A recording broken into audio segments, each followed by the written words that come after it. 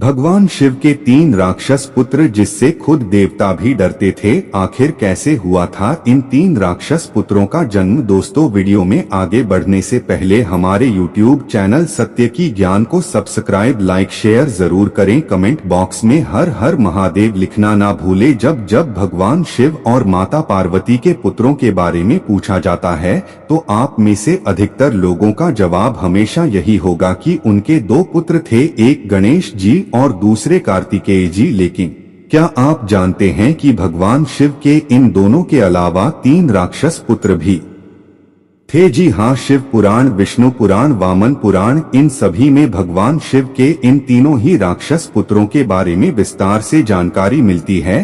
तो आखिर कैसे भगवान शिव के इन 3 राक्षस पुत्रों की उत्पत्ति हुई और आगे चलकर इनका क्या हुआ, तो चलिए विस्तार से जानते हैं। तीसरे नंबर पर मौजूद है भगवान शिव के शक्तिशाली राक्षस पुत्र अंधक। अंधक की कहानी बेहद ही रोचक है। एक बार भगवान शिव और माता पार्वती घूमते घूमते काशी पहुंच गए। वहां पर भगवान शिव अपना मुख पूर्व दिशा की ओर करके बैठे थे। इस दौरान माता पार्वती ने पीछे से भगवान शिव की दोनों आंखें बंद कर दी। ऐसा करने से पूरे संसार में अंधकार छा गया। सृष्टि को बचाने के लिए भगवान शिव ने अपनी तीसरी आंख खोल दी, जिससे पूरे संसार में रोशनी हो गई। लेकिन उसकी गर्मी से माता पार्वती और भगवान शिव दोनों को ही पसीना आ गया। जब पसीने की बूंद धरती पर पड़ी तो उनसे एक बालक की उत्पत्ति हुई। उस बालक का मुख बड़ा ही भयानक था। उस बालक को देखकर माता पार्वती डर गई। तब भगवान शिव ने उन्हें बताया कि उनका ही पुत्र है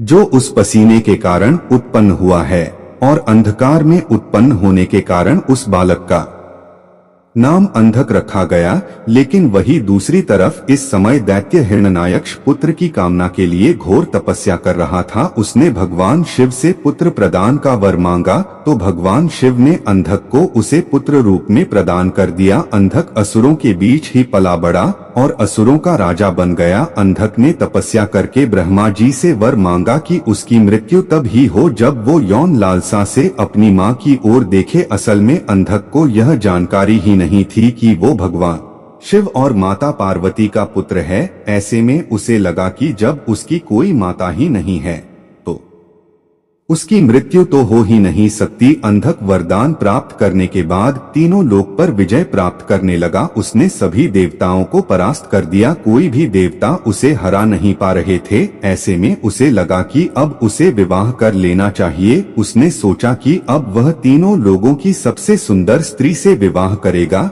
जब अंधक ने पता लगाया तो उसे पता चला कि तीनों लोक में सबसे सुंदर पर्वत की राजकुमारी पार्वती है, जिसने अपने पिता का वैभव त्याग कर भगवान शिव से शादी की है। ऐसा सुनकर वह तुरंत ही माता पार्वती के पास गया और उनके सामने शादी का प्रस्ताव रख दिया। जब माता पार्वती ने इनकार किया तो अंधक उन्हें जबरदस्ती अपने साथ ले गया। तब माता पार्वती ने भगवान शिव का आह्वान किया तो भगवान शिव वहां प्रकट हुए और उन्होंने अंधक को बताया कि तुम तो पार्वती के पुत्र हो। ऐसा कहकर भगवान शिव और अंधक के बीच घनघोर युद्ध हुआ, जहां स्वयं भगवान शिव ने अपने त्रिशूल के प्रहार से अंधक का वध कर दिया। इस तरह भगवान शिव के राक्षस पुत्र अंधक का वध हुआ। अब बात करते हैं दूसरे शक्तिशाली राक्षस पुत्र की। कोई और नहीं बल्कि जलंधर था। अंधक के अलावा विष्णु पुराण में भगवान शिव के दूसरे राक्षस पुत्र जलंधर का भी उल्लेख मिलता है। कहते हैं जलंधर भगवान शिव का सबसे बड़ा दुश्मन बन गया था। श्रीमद् भागवत पुराण के अनुसार जलंधर भगवान शिव का असुर अनस था, लेकिन उसे इसका पता नहीं था। जलंधर बहुत ही शक्तिशाली असुर था। इंद्र को पराजित कर जलंधर तीनों लोक का स्वामी बन बैठा था। यहाँ तक कि यमराज भी उससे डरते थे। दरअसल भागवत पुराण के अनुसार एक बार भगवान शिव ने अपना तेज समुद्र में फेंक दिया। इससे जलंधर उत्पन्न हुआ। माना जाता है कि जलंधर में अपार शक्ति थी और उसकी शक्ति का कारण थी उसकी पत्नी वृंदा। वृंदा के पतिव्रता धर्म के कारण सभी देवी देवता मिलकर भी जलंधर को पराजित नहीं कर पा रहे थे। जलंधर को इससे अपनी शक्तिशाली होने का अभिमान हो गया। वो वृंदा के प्रतिवर्त धर्म की अभिन्न करके देवताओं के विरुद्ध कार्य कर उनकी स्त्रियों को सताने लगा। जलंधर को मालूम था कि ब्रह्मांड में सबसे शक्तिशाली कोई है तो वो है देवों के देव महादेव। जलंधर ने खुद को सर्वशक्तिमान रूप में स्थापित करने के लिए पहले इंद्र को पराजित किया और उसके बाद त्रिलोकधारी बन गया। इसके बाद उसने विष्णु लोक पर आक्रमण किया। जलंधर ने विष्णु जी को परास्त कर देवी लक्ष्मी को विष्णु से छीन लेने की योजना बनाई। इसके चलते उसने वैकुंठ पर आक्रमण कर दिया। लेकिन देवी लक्ष्मी ने जलंधर से कहा, हम दोनों ही जल में उत्पन्न हुए हैं, इसीलिए हम भाई बहन हैं। देवी लक्ष्मी की बातों से जालंधर प्रभावी हुआ और वो लक्ष्मी जी को बहन मानकर वह वैकुंठ से चला गया। उसके बाद उसने सीधा कैलाश पर आक्रमण करने की योजना बनाई। अपने सभी असुरों को इकट्ठा किया और कैलाश जाकर देवी पार्वती को पत्नी बनाने के लिए प्रयास करने लगा। इससे देवी पार्वती क्रोधित हो गए। तब महादेव को जलंधर से युद्ध करना पड़ा। लेकिन वृंदा के पतिव्रता के कारण भगवान शिव का हर प्रहार जलंधर पर निष्फल हो रहा था। अंत में देवताओं ने मिलकर योजना बनाई और भगवान विष्णु जलंधर का भेष धारण करके वृंदा के पास पहुंच गए। वृंदा भगवान विष्णु को अपना पति जलंधर समझकर उनके साथ पत्नी के समान व्यवहार करने लगी। ऐसे वृंदा का पतिव्रता धर्म टूट गया और शिव जी ने अपने त्रिशूल के प्रहार से जलंधर का सर धड़ से अलग कर दिया। विष्णु द्वारा पतिव्रत भंग किए जाने पर वृंदा ने आत्मदाह कर लिया।